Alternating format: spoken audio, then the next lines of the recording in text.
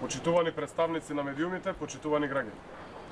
Христијан Мицковски и раководството на ВМРО-ДПМН треба да престанат со измислување на нови и нелогични барања со кои се обидуваат повторно да ја вратат амнестијата за Никола Груевски.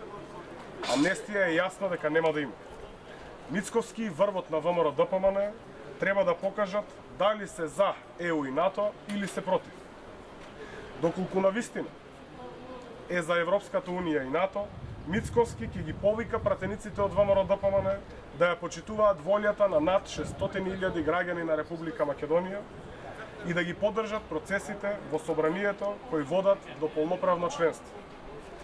Над 600.000 граѓани јасно се определија за иднина во Европската Унија и НАТО, преку прифаќање на договорот со Република Грција. Сите пратеници, вклучително и оние на ВМРО-ДПМН, се должни да ја следат мнозинската волја на граѓаните. Во Република Македонија може да се живее подобро единствено ако државата влезе во НАТО и ако продолжи цврсто да чекори по патот кон членството во Европската Унија. Затоа сите членови на парламентот, сите пратеници имаат обврска, имаат историска должност пред граѓаните да го обезбедат патот на Македонија кон стабилност, безбедност и економски просперитет. А тоа е патот кон НАТО и Европската Унија, кој води преку Преспанскиот договор.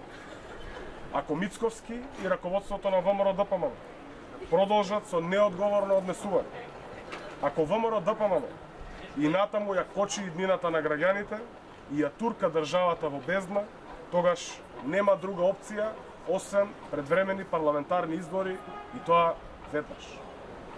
Доколку Мицковски продолжи со измислувањето нови, нелогични барања, фокусиран на амнестијата на Груевски, тоа ќе биде јасен знак дека сака да го блокира патот на Македонија кон членството во ЕУ и НАТО.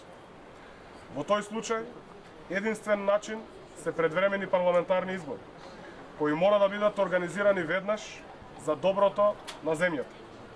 Мицковски нема да може да избега од волјата на граѓаните. Ви благодарам.